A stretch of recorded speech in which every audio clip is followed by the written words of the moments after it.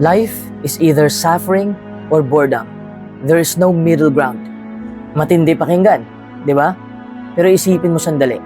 Kapag may problema ka, gusto mo ng tahimik na buhay. Kapag tahimik na ang buhay mo, maya-maya, naboboard ka naman. Pag sobrang busy ka, gusto mo lang pahinga. Kapag nakapagpahinga ka ng matagal, naghahanap ka ulit ng challenge. Parang kahit saan ka lumingon, may kulang. Kapag may pinagdadaanan ka, gusto mong makatakas sa sakit. Kapag wala namang nangyayari sa buhay mo, parang may kakaibang pagkabagot na sumisikip sa dibdib mo. Baka hindi talaga problema ang suffering. At baka hindi rin aksidente ang boredom.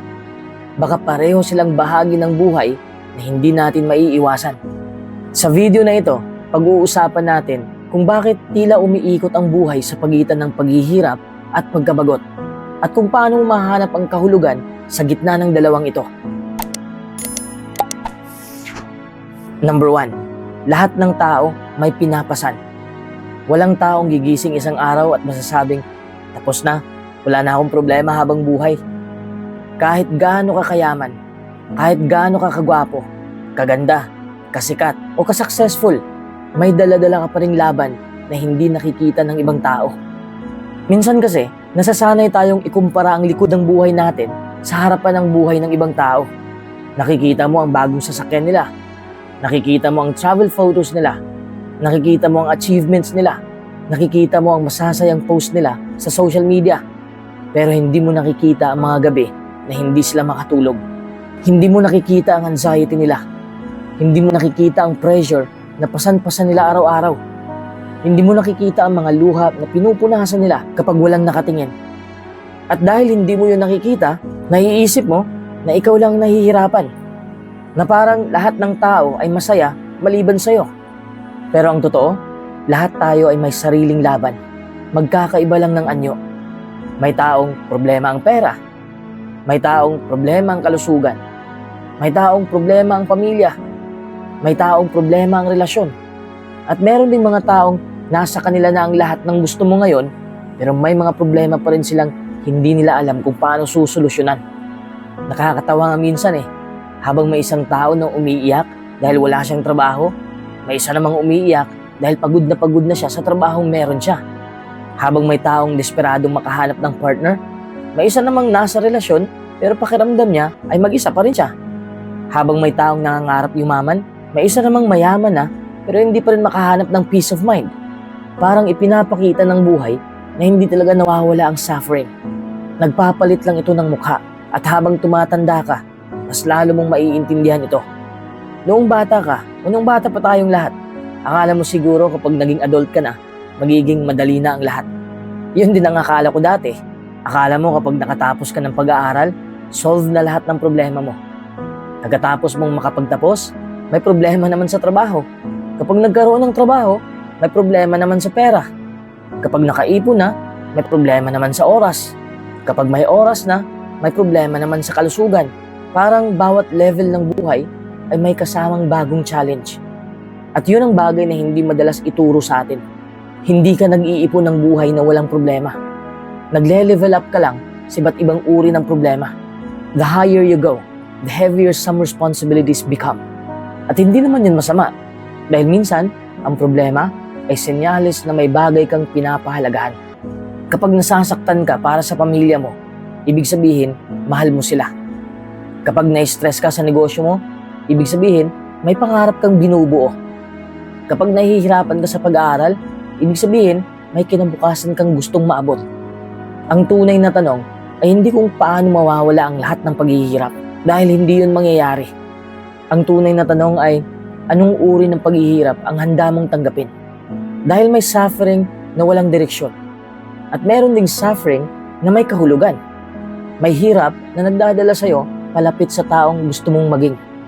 Kapag nag-iihersisyo ka, masakit sa katawan, di ba? Kapag nagtitipid ka para sa pangarap mo, mahirap gawin yon. Kapag nag-aaral ka habang ang iba ay nagpapahinga, nakakapagod. Pero ang mga sakit na yon ay may kapalit. May bunga yon. May patutunguhan ka. Samantalang meron ding sakit na dala ng katamaran, pagpapaliban at takot. At kadalasan, yun ang mas mabigat na pasanin. Dahil habang tumatagal, nagiging pagsisisi ito. Kaya kapag pakiramdam mo, ikaw lang ang nahihirapan, tandaan mo ito. Lahat ng taong nakikita mo ay may bitbit na krus na hindi mo nakikita. Lahat sila ay may laban na tahimik nilang kinakaharap. Lahat sila ay may sugat na pilit nilang tinatakpan habang nagpapatuloy sa buhay.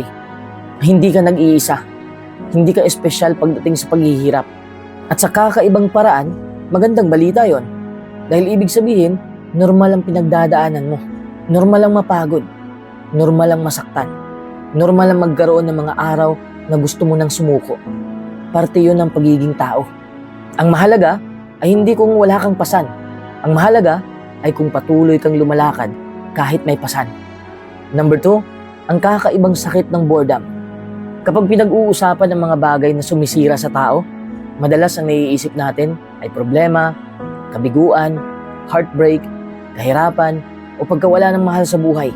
Pero may isang kalaban na tahimik lang. Dumarating ito na parang mahinang hangin na halos hindi mo mapansin. At ang pangalan nito ay boredom. Sa unang tingin, parang maliit na bagay lang ito. Parang wala namang masama sa pagiging bored, di ba?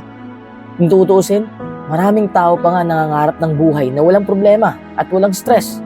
Pero nakakagulat na kapag dumating na ang ganitong klaseng buhay, doon naman nagsisimulang maramdaman ng tao ang kakaibang uri ng pagod.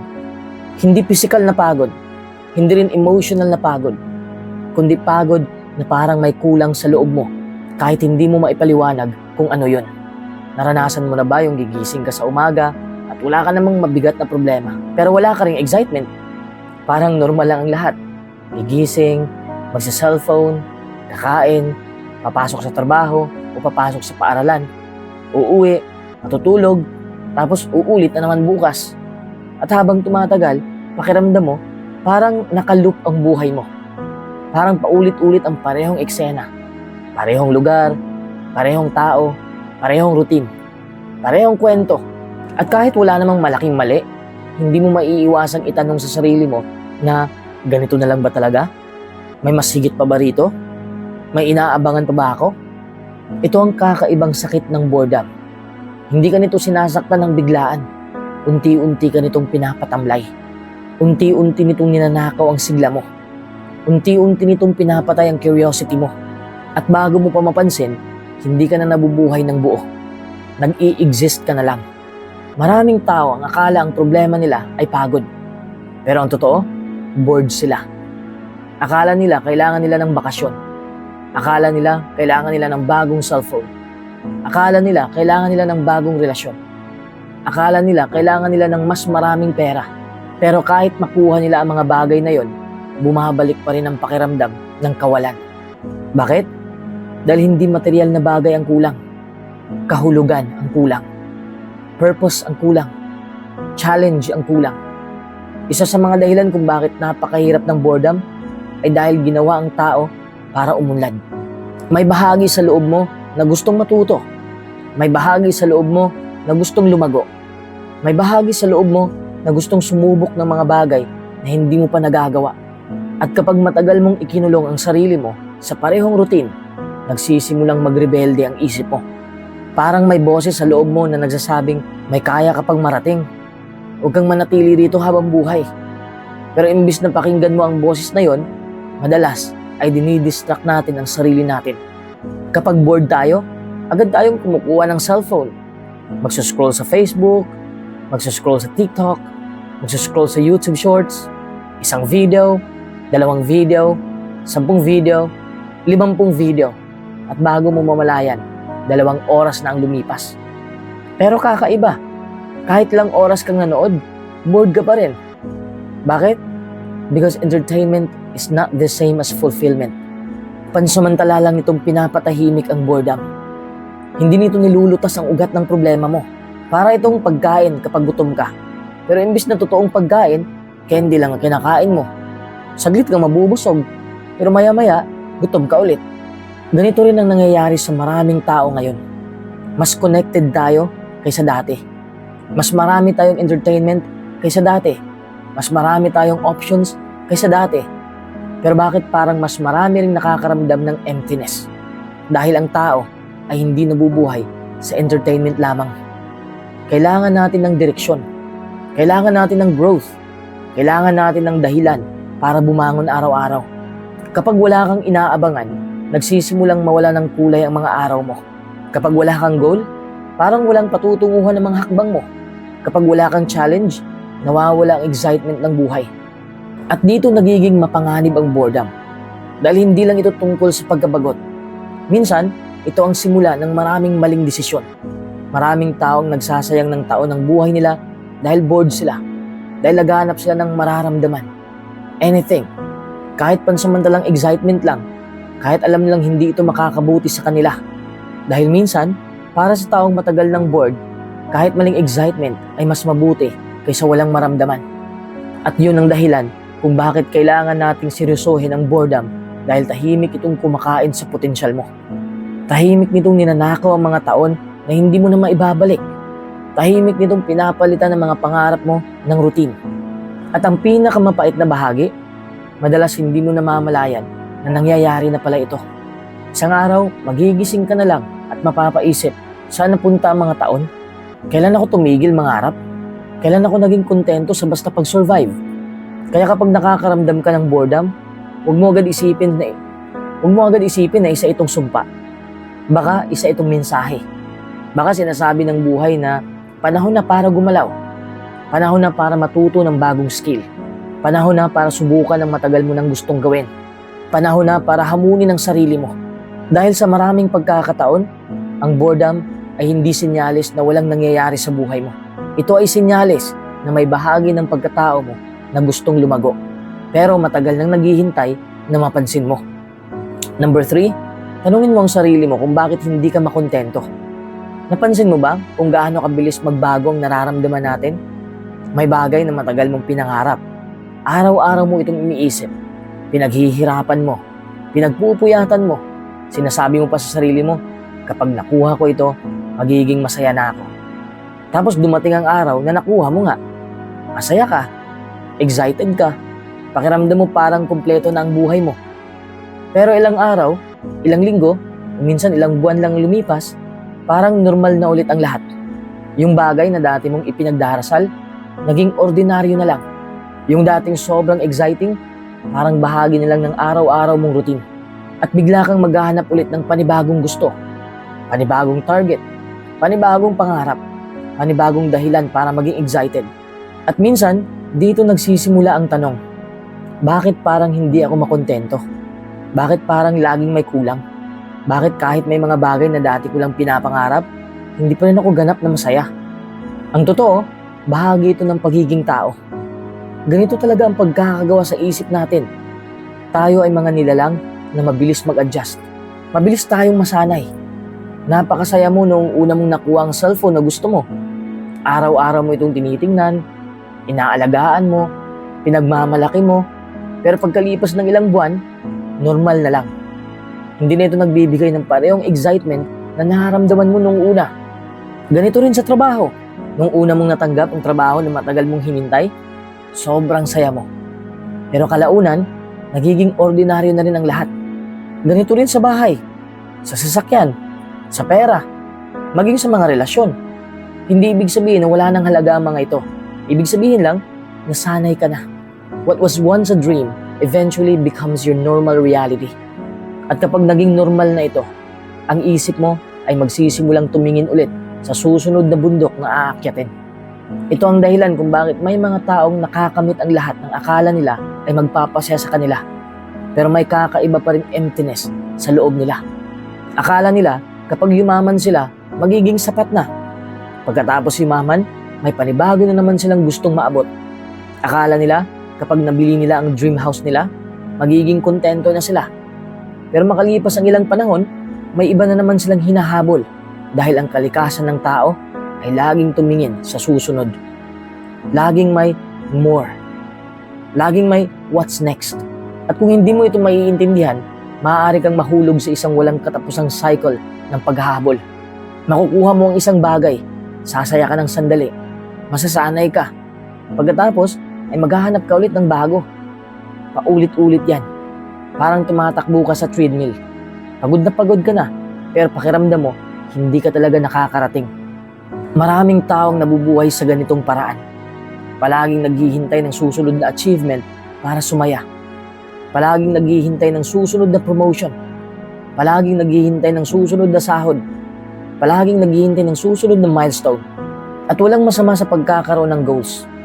Ang problema ay kapag ginawa mong kondisyon ang kaligayahan mo. Kapag sinabi mo sa sarili mo, magiging masaya lang ako kapag bla bla bla.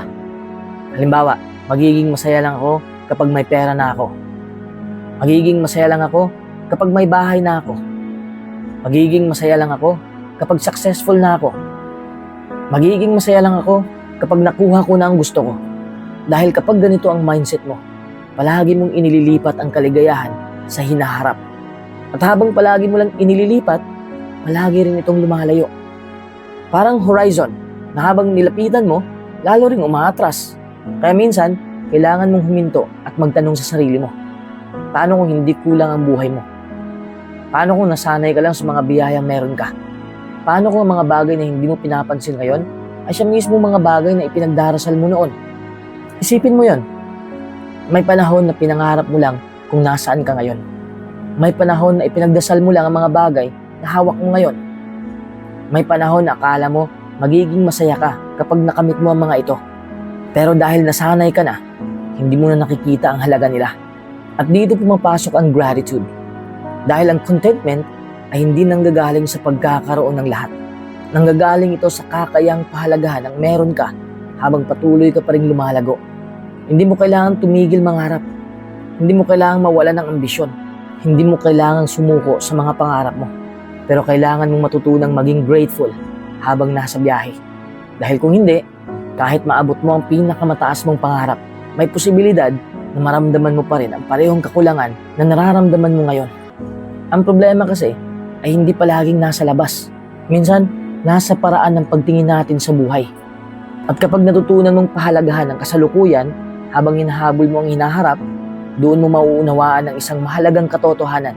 Hindi ka talaga magiging kontento dahil kumpleto na ang lahat.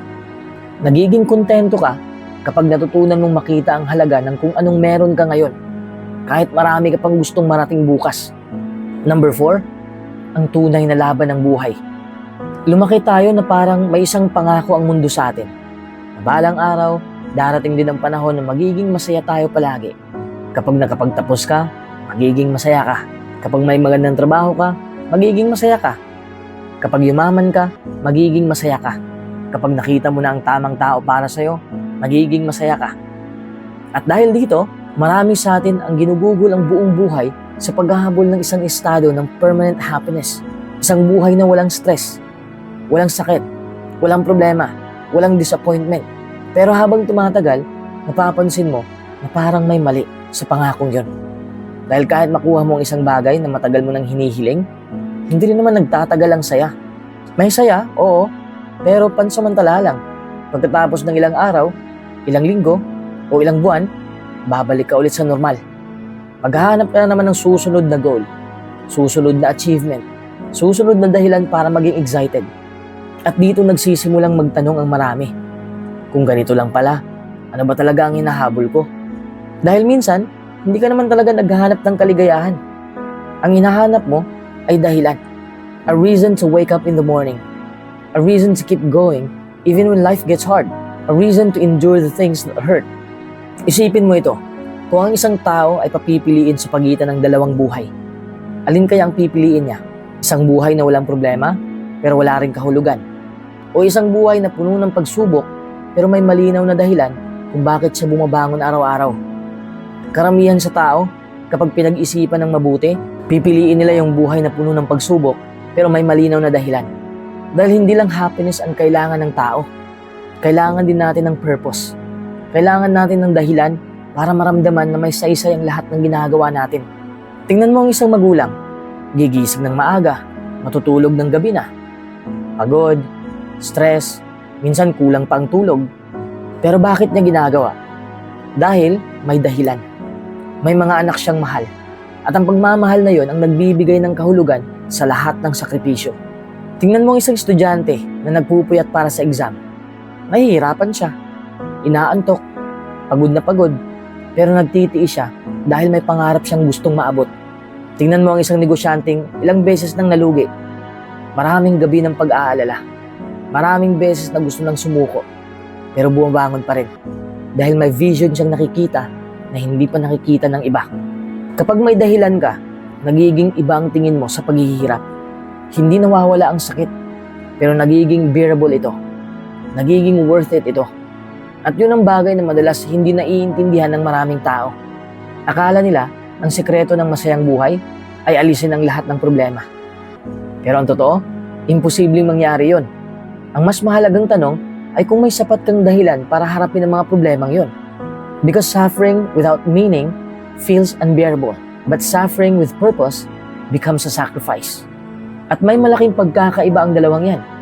Kapag hindi mo alam kung bakit ka nahihirapan, bawat araw ay parang parusa.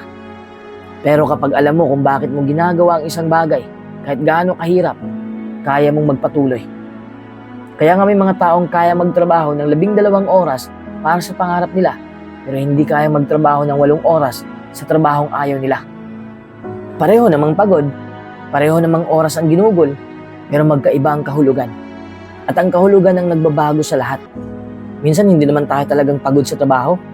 Pagod tayo sa pakiramdam na wala tayong direksyon. Hindi tayo pagod sa hirap. Pagod tayo sa pakiramdam na parang walang patutunguhan ang lahat.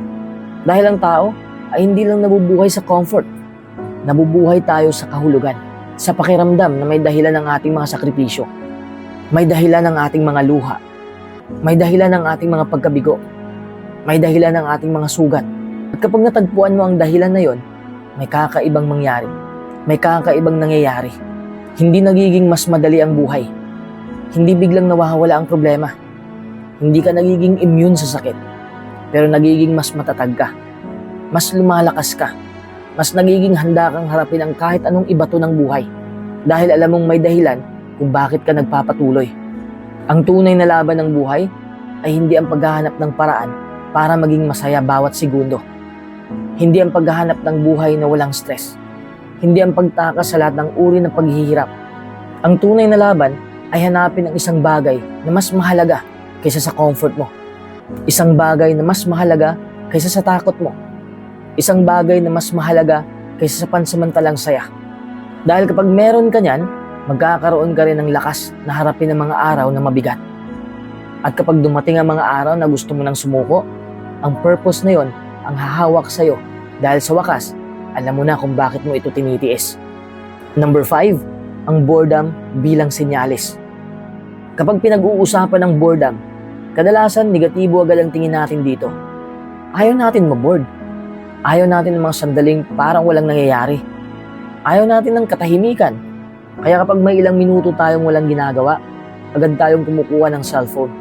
Magsuscroll, manonood ng videos, maghahanap tayo ng kahit anong pwedeng magbigay ng distraction. Parang naging automatic na reaksyon na natin yon. The moment boredom appears, we immediately try to escape it. Pero paano kung mali ang pagtingin natin sa boredom? Paano kung hindi ito isang problema na kailangan takasan? Paano kung isa itong mensahe na kailangan mong pakinggan? Isipin mo ito. Noong bata ka, madalas kang mabored. At ano ang ginagawa mo? Nag-iimbento ka ng laro. Nagiging creative ka. Gumagawa ka ng mga bagay na hindi mo naman ginagawa kapag abala ka. Sa madaling salita, marami sa mga magagandang ideya sa buhay ay ipinanganak mula sa boredom. Dahil kapag wala nang ibang bagay na umaagaw sa atensyon mo, napipilitan kang harapin ang sarili mong isip. At doon nagsisimula ang mga importanteng tanong. Ano ba talaga ang gusto ko? Masaya pa ba ako sa ginagawa ko? May direksyon pa ba ang buhay ko? Ano ang susunod kong hakbang? Ang problema ngayon, bihira na tayong mabigyan ng pagkakataong marinig ang mga tanong na yon dahil nilulunod natin sila sa endless entertainment. Sa bawat pagkakataong nakakaramdam tayo ng boredom, agad natin itong pinapatay sa pamamagitan ng notifications, videos, games, at social media. At dahil doon, nawawala ang pagkakataon nating makinig sa sarili natin. Minsan, ang boredom ay parang ilaw sa dashboard ng sasakyan. Hindi ito ang problema. Isa lamang itong warning sign. May gusto itong ipaalam sa'yo. Kapag matagal ka nang nabuboard sa trabaho mo, baka may bahagi ng pagkatao mo na naghahanap ng growth. Kapag pakiramdam mo paulit-ulit na lang ang bawat araw, baka dahil may potensyal sa loob mo na gustong gumalaw May pangarap na matagal lang nakatenga. May talento na matagal lang hindi nagagamit. May bersyon ng sarili mo na gustong lumabas pero lagi mong pinapatahimik. At ang boredom ang paraan ng isip mo para sabihin na may kulang. Kulang hindi sa material na bagay, hindi sa entertainment, kundi sa kahulugan. Dahil ang tao ay hindi lang nabubuhay para kumain, para matulog at para magtrabaho. May mas malalim na pangangailangan ang puso natin. Gusto nating maramdaman na may silbi tayo, na may direksyon tayo, na may dahilan kung bakit tayo gumigising araw-araw. At kapag nawawala yon, kadalasang boredom ang unang lumalabas. Napansin mo ba? May mga tao na buong araw nakatutok sa cellphone pero bored pa rin. Nakakanood ng 10 video pero parang walang gana. Nakakapaglaro ng ilang oras pero hindi pa rin fulfilled. Nakakapag-scroll ng walang tigil pero pakaramdam nila ay may kulang pa rin. Dahil ang boredom ay hindi laging kakulangan ng entertainment. Minsan, kakulangan ito ng purpose. At magkaibang bagay ang dalawa. You can be entertained and still feel empty. You can be busy and still feel lost. You can have a full schedule and still feel that something is missing. Kaya minsan, imbis na takasan agad ang boredom, subukan mong tanungin ito. Ano ba ang gusto nitong sabihin sa akin? Bakit ko ito nararamdaman? May bahagi ba ng buhay ko na matagal ko nang pinapabayaan? May pangarap ba akong isinantabi dahil natakot akong subukan? May kakayahan ba akong hindi ko ginagamit? May bagay ba akong gustong matutunan pero lagi kong ipinagpapaliban? Dahil kadalasan, nasa likod ng boredom ang isang panawagan para sa pagbabago. Hindi komportable ang pakiramdam na yon, pero hindi rin komportable ang paglago. Kapag natuto ka ng bagong skill, mahirap. Kapag nagsisimula ka ng bagong project, nakakatakot. Kapag lumalabas ka sa comfort zone mo, nakakakaba. Pero doon din nagsisimula ang excitement. Doon nagsisimula ang pakiramdam na buhay ka. Ang totoo, maraming tao ang hindi naghihirap dahil sa problema. Naghihirap sila dahil matagal na silang nakatigil. Parehong routine, parehong takbo ng araw, parehong kwento taon-taon. At kahit ligtas sila, unti-unti naman silang nawawalan ng sigla. Dahil ang tao ay parang halaman. Hindi sapat na buhay ka lang. Kailangan mo ring lumago. Kapag tumigil ang paglago, nagsisimulang maramdaman ang pagkabulok ng loob. At madalas, boredom ang unang sinyalis nito. Kaya sa susunod na mabored ka, huwag mo agad isipin na may mali. Huwag mo agad takasan ang pakiramdam. Baka may sinusubukan itong ituro sa'yo. Baka sinasabi nitong panahon na para matuto ng bago. Panahon na para habulin ang pangarap na matagal mo nang ipinagpapaliban. Panahon na para hamunin ang sarili mo. Panahon na para gumawa ng bagay na nagbibigay ng tunay na kahulugan sa buhay mo. Dahil minsan, ang boredom ay hindi dulo ng isang bagay. Minsan, ito ang simula. Ang simula ng isang bagong direksyon. Ang simula ng isang bagong bersyon ng sarili mo. At kung pakikinggan mo ito sa halip na takasan, baka matuklasan mo na ang boredom ay hindi pala kaaway. Isa pala itong tahimik na guro na nagtutulak sa'yo para maging higit pa sa kung sino ka ngayon. Number 6, piliin mo ang iyong hirap. Kung may isang katotohanan na ayaw tanggapin ng karamihan, ito yon. Hindi mo maiiwasan ang hirap sa buhay. Kahit anong gawin mo, kahit gaano ka katalino, kahit gaano ka kayaman, kahit gaano ka kaswerte, darating at darating mga pagkakataong mahihirapan ka. At dito nagkakamali ang maraming tao. Akala kasi nila ang sekreto ng masayang buhay ay ang pag-iwas sa lahat ng uri ng paghihirap. Kaya iniiwasan nila ang mahihirap na usapan. Iniiwasan nila ang responsibilidad. Iniiwasan nila ang risk. Iniiwasan nila ang disiplina. Iniiwasan nila ang mga bagay na uncomfortable. Pero ang hindi nila napapansin, habang tumatakbo sila palayo sa isang uri ng hirap, papalapit naman sila sa ibang uri ng hirap. Dahil ang buhay ay parang may sariling batas. You don't get to choose whether you suffer or not.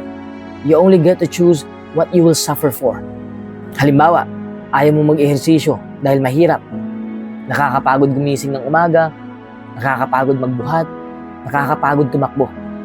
Pero pagkatapos ng ilang taon, maaaring maranasan mo naman ang hirap ng mahinang kalusugan, ang hirap ng madaling hingalin, ang hirap ng katawan na hindi mo na maaasahan, ang hirap ng mga sakit na pwedeng maiwasan sana. Pareho silang mahirap. Magkaiba lang ng timing. Ayaw mo mag-ipon dahil gusto mong i-enjoy ang pera mo ngayon. At totoo naman, masarap gumastos. Masarap bumili ng gusto. Masarap maramdaman na may reward ka sa sarili mo. Pero may kasama rin itong kapalit. Kapag dumating ang emergency at wala kang naitabi, ibang klase rin ng hirap na mararamdaman mo. Ang stress, ang kaba, ang pakiramdam na wala kang mahugot kapag kailangan mo na. Mahirap pag-ipon, pero mahirap din ang mabuhay na walang ipon. Pili ka lang kung aling hirap ang gusto mo.